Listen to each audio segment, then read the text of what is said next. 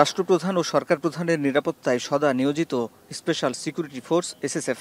এছাড়াও রাষ্ট্রীয় অতি গুরুত্বপূর্ণ ব্যক্তিদের নিরাপত্তা নিশ্চিত করেন সেনা, নৌ, বিমান, পুলিশ ও আনসার বাহিনীর চৌকস সদস্যদের নিয়ে গঠিত এই বিশেষ বাহিনী।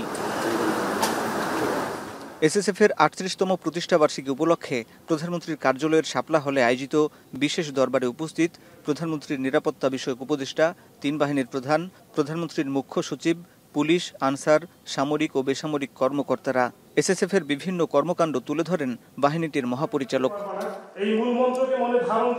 এ সময় প্রধানমন্ত্রী বলেন, অত্যন্ত গুরুত্বপূর্ণ ও স্পর্শকাতর দায়িত্ব পালন করেন এসএসএফের প্রতিটি সদস্য। তাদের সততা ও নিষ্ঠার সঙ্গে দায়িত্ব পালনের আহ্বান জানান সরকার প্রধান। এসএসএফ সবসময় অত্যন্ত গুরুত্বপূর্ণ দায়িত্ব পালন করে থাকে। শুধু দেশের অভ্যন্তরে না, বিদেশি অতিথিরা অনেকেই আমাদের বাংলাদেশে আসেন, তাদেরও নিরাপত্তায় যেভাবে ব্যবস্থা নেন এই অতিথিদের জন্য, সেটা অত্যন্ত গুরুত্বপূর্ণ এবং খুবই স্পর্শকাতর। কিন্তু আমি ধন্যবাদ জানাই যে আমাদের এসএসএফের প্রতিটি সদস্য তাদের কর্মদক্ষতা, সুনিপুণ পেশাদারিত্বের মাধ্যমে এই দায়িত্ব যথাযথভাবে পালন করেন। প্রত্যেকেই যারা আমাদের বাংলাদেশে এসেছেন, যাওয়ার সময় সবাই কিন্তু আমাদের এসএসএফের ভূয়সী প্রশংসা করে যান, যেটা আমাদের জন্য অত্যন্ত গর্বের এবং আমি সত্যি নিজেই খুব গর্ববোধ করি। নিরাপত্তার নামে জনগণ থেকে প্রধানমন্ত্রীকে বিচ্ছিন্ন না করার আহ্বান জানান শেখ হাসিনা। আমরা রাজনীতি করি, আমার কিন্তু শক্তি একমাত্র জনগণ। এই জনগণের শক্তিটা নিয়েই আমরা চলি।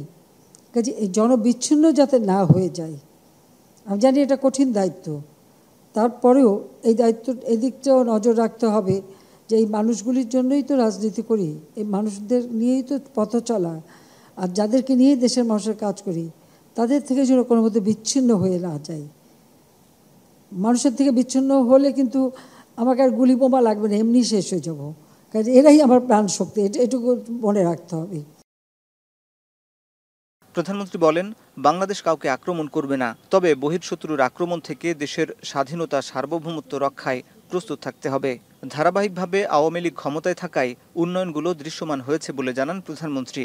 বলেন, আগামীতে অতি দারিদ্রতার হার শূন্যের কোটায় নামিয়ে আনা হবে। ভবিষ্যতে আমাদের এটা লক্ষ্য আছে যে আমরা আরও দারিদ্র্যের হার কমিয়ে আনবো, আর অতি দারিদ্রতা একেবারে শূন্য কোটায় থাকবে। হাসিব বিল্লাহ, এখন, ঢাকা।